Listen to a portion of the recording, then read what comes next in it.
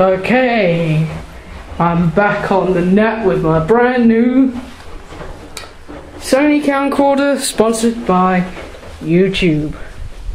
Oh, Samsung, sorry.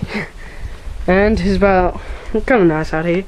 You see that top of the lamppost up there? Telephone pole? Zoom in to see the detail. See? You can just about see that's the nut and bolt that holds the ring in. It's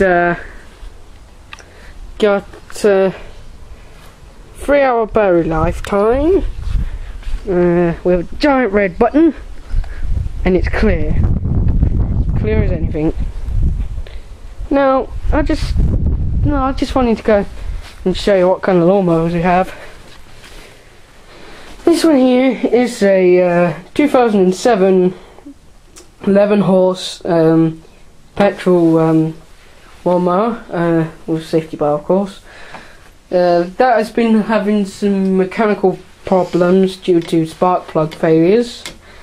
And this one is 1989 lawnmower that has brushes problem. It doesn't reach up to full speed until 3 seconds after you start up. So it goes a bit like this. Sounds funny.